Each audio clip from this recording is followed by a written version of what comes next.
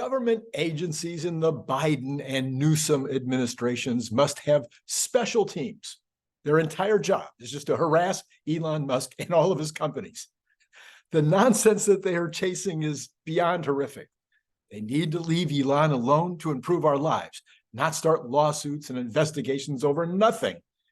Moreover, I know August is a slow news month, but maybe the so-called financial reporters could use a little more discernment in deciding what is news and what is not, even though, of course, Elon Musk or Tesla are the #1 headline click bait that you can possibly use. Oh, well, I'll cover the latest, and then I'll give you some hope for the future as we proceed. So this is Randy Kirk. Please hit like, hit subscribe, hit notify. By the way, you may be noticing that I don't have my regular background. Well, that's because the Cybertruck toy that was really just an image, there's now something real. There it is, right side up and everything. I'll be talking to you about this more as we get into the news later on, but there's a sneak preview. And that'll have something to do with Patreon as well. You can probably start guessing. All right, let's talk about what is going on. #1 piece of nonsense is the glass house. So have you been paying any attention to the glass house? I don't think I've ever even mentioned it, even though it's been in the news for, I think, about 6 or 8 weeks. So somewhere along the line, it appears, maybe, we don't know, that somebody started trying to build a glass house for Elon. Maybe it was Elon's idea. Maybe it was a bunch of other people's idea. They're going to build this glass house near the office or near the factory down in Austin.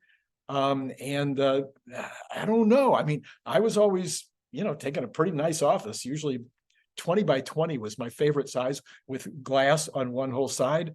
That's kind of what I shot for by factories. Now Elon doesn't seem to care about that stuff. He likes being out among them. He likes to be out there in the factory or out traveling the world, meeting with leaders and stuff. So I don't know why he would need a special glass house. Anyway, if there is a glass house, or if there was a glass house, apparently somewhere along the line, some board members got wind of it. And so there was a big kerfluffle about, like I said, 6, 8 weeks ago, something like that. And then it kind of, lots and lots of headlines about it, because it's just, I guess it's fun. Is Elon building this fancy glass house, or is the company? I don't know. But anyway, it kind of went away. And every once in a while you'd see another headline because somebody, wanted clicks.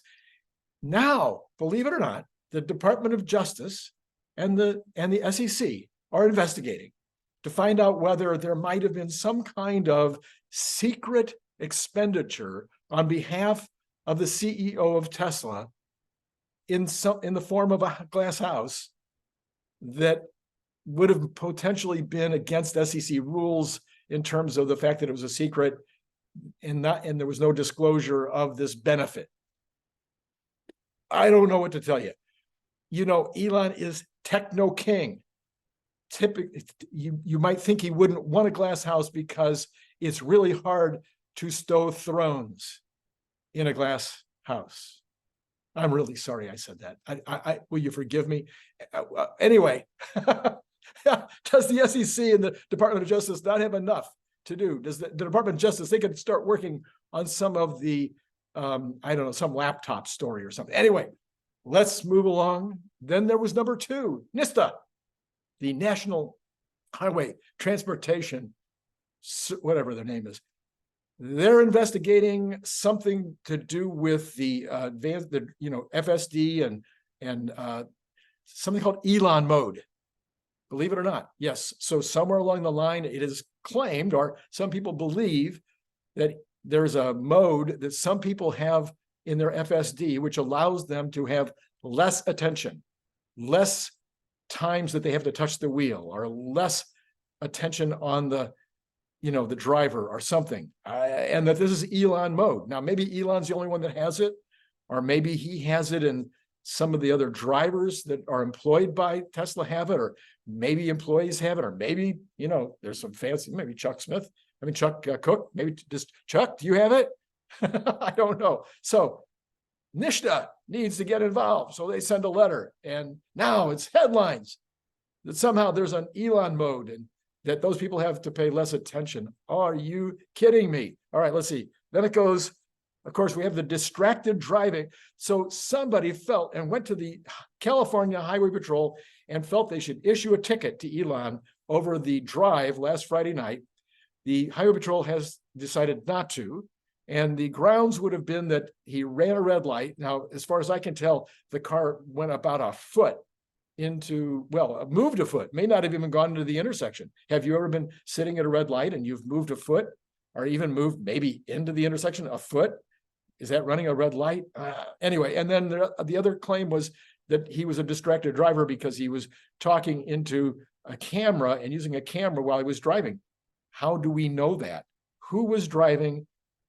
We don't know who was driving. One person was driving. One person could have been videoing. Anyway, this is something that somebody believed that needed to be investigated, and the Highway Patrol needed to investigate. And they decided, at least in this case, the Highway Patrol said no. All right, then there was failing to hire immigrants who don't have green cards. This was the big deal yesterday. Maybe it was 2 days ago. I can't remember. Time flies. Anyway, I don't know which department of the federal government was investigating, because somebody complained that they had not been hired by, this is SpaceX, had not been hired by SpaceX because they didn't have a green card. And Elon said, what are you talking about? We're not allowed to hire anybody that doesn't have a green card because we make rockets, and our rockets are very similar to the rockets that are used as missiles. So therefore they fall into this act. And you guys have the same rule at NASA, and you don't hire immigrants. And anyway, more nonsense that takes away the time of our fearless leader. And then, of course, the range overstatement thing is coming up again. Since they're already got this other stuff, they're saying, oh, well, why don't we also talk about the range overstatement and the lawsuits that are going on with the guy that was driving 110 miles an hour in a 25-mile zone and died. Yeah, and the jury has already decided that Tesla was 1% at fault. And now they want Elon to come down and have to testify. Elon to take his valuable time to come and testify about this idiot. I mean, I'm sorry, he's dead. I shouldn't speak ill of the dead. And then the range overstatement. I mean, we know, of course, that the EPA sets the range, and that Tesla is not allowed to vary from what the EPA said the range is, and therefore they can't. If the EPA sees there's an ad or any kind of evidence that they're not saying the same thing as the EPA is, end of story. I mean, really? I think. Anyway, I'm sorry. Okay, so ranting is done. All right, so let's talk about what happened today. Tesla did not quite make it into the green. Well, they did make it into the green, and then they went back slightly red, and then they went back slightly green, and then they ended up short 29 cents. So this morning when I said I thought they would end up in the green, I was wrong. Tomorrow is going to be really interesting, though. And Friday could also create a lot of roiling.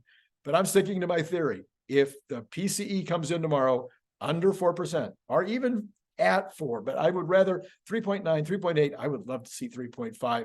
I'm sure you guys would too. This is the year over year, and this is the number that the Fed cares the most about.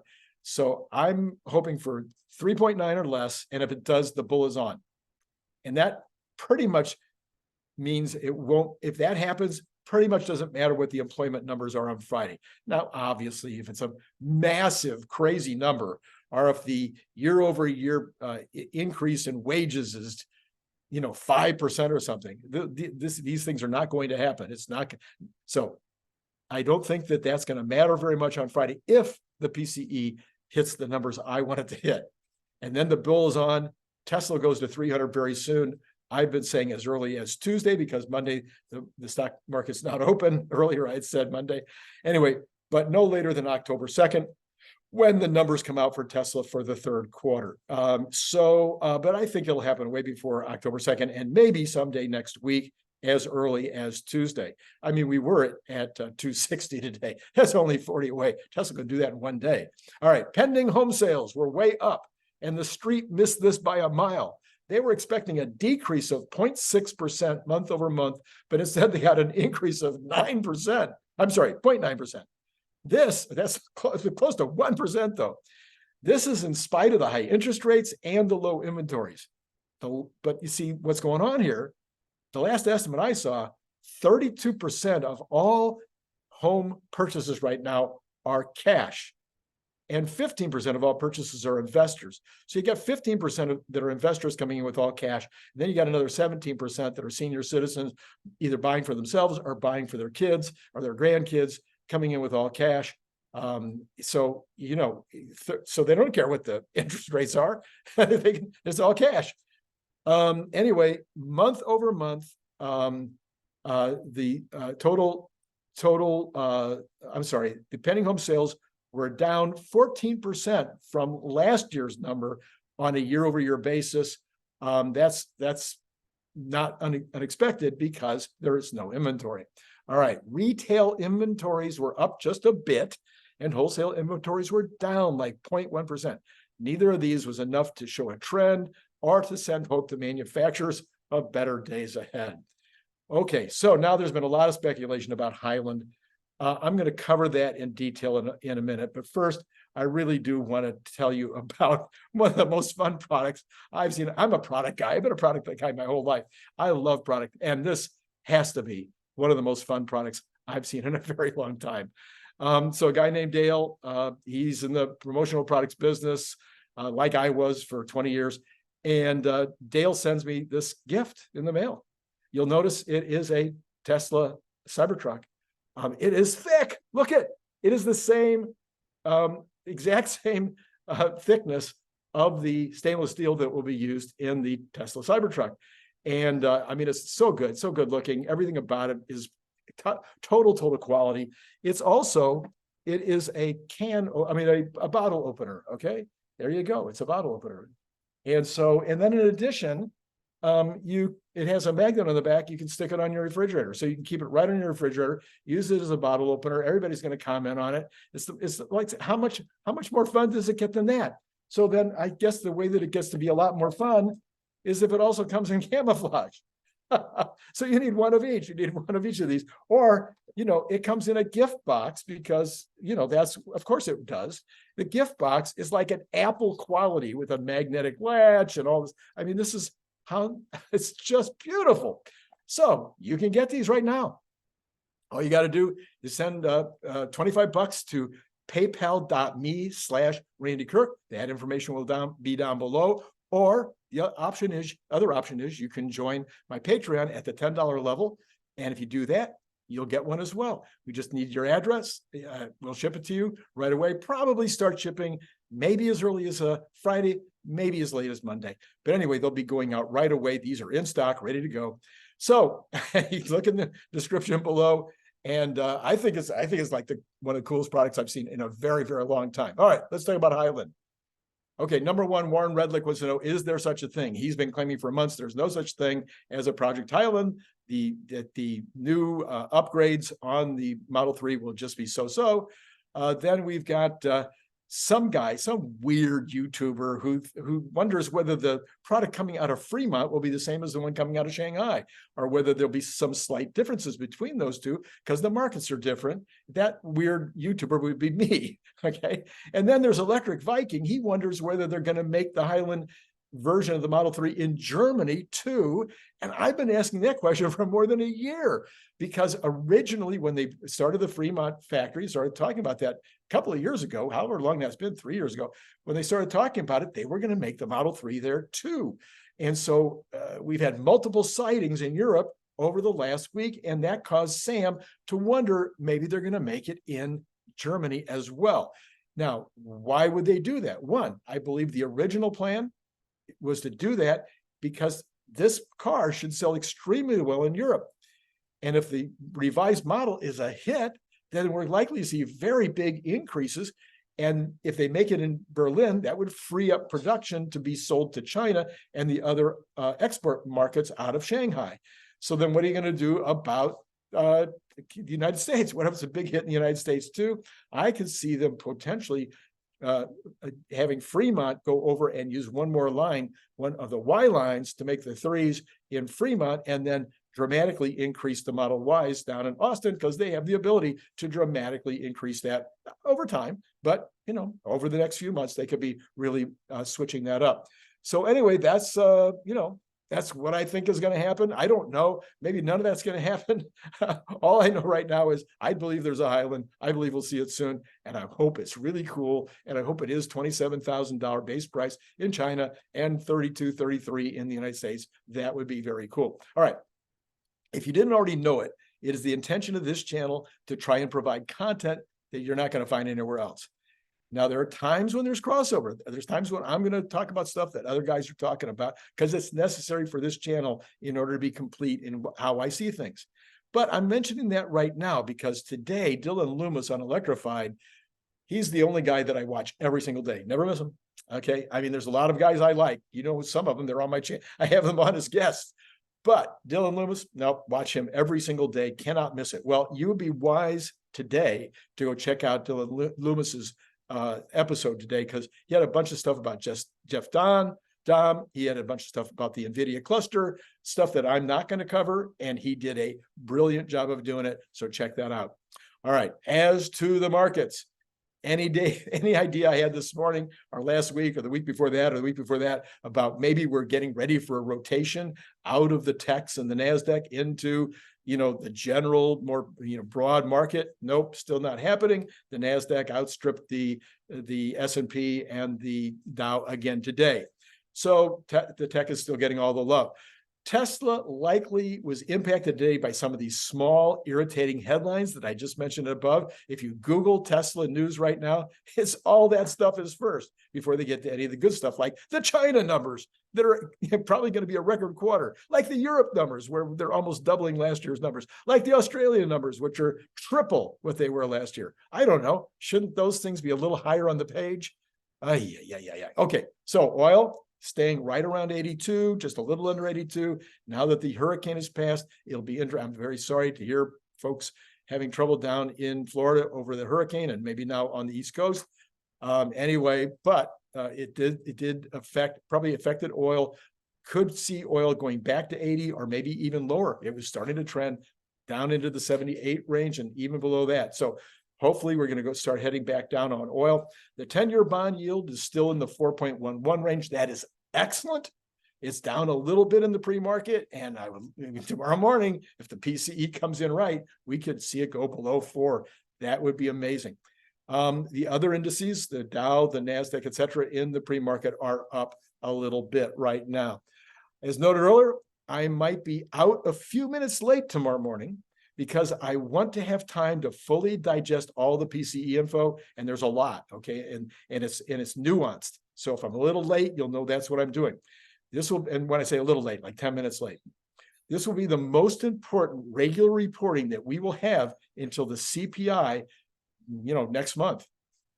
So this is what's going to affect interest rates. This is what's going to affect the Fed decision, and this is going to affect the bull market. So I really want to get this right tomorrow morning. By the way, Truflation continues to sit around 2.7 as of today, and it's only up from the 2.25, I think, which was the low. It's only up that little bit on the strength of oil, gas, and owned homes. And we've talked about the owned home issue. So, you know, you already understand that, and of course, oil as well. All right. Now, you should go back and check out the analysis that I've done that no one else has done to track the 21 BEV automakers showing their 2022 sales, and for most of them, their sales for the first half of 2023. This was a ton of work, and I want to thank my team for helping me to try to track down this information, because a lot of the people that are reporting it do not split up the BEVs and the hybrids. And they also make other confusing things, and they don't give you clear numbers on BEVs. So we've worked as hard as we could to get these numbers. No one else has done this. This is the only place you're going to find it, is in that video that I did earlier today. And then what I did is I extrapolated out kind of normal ramps for the rest of this year and then on into 23, so 24, 25, 26, 27, to show where it's going to happen, that we're going to hit around 60, 65 million units that will allow the ICE industry to die, where no ICE maker on the planet will be willing to make any ICE cars, because there won't be enough market to justify keeping those lines going. Somebody said today there's going to be niche vehicles. Of course there are. There could be farming equipment. There could be certain models of trucks. There could be all kinds of things that'll still be made for a few years after that. I'm talking about the bulk of the cars. Almost all cars will be in 2027. It'll be over for ICE. All right, just one more reminder. You know you want it. You need to get it. So the information is down below. Don't forget to buy your Cybertruck, and then also hit like, hit subscribe, hit notify, so you make sure you hear tomorrow morning's episode where we talk about the PCE and all the ramifications of what happens tomorrow morning. And then, of course, remember that you can use Patreon at the $10 level to get one of these guys. All right, in this or in the one that has the camo. All right, that's it for today. It's been great talking to you as always.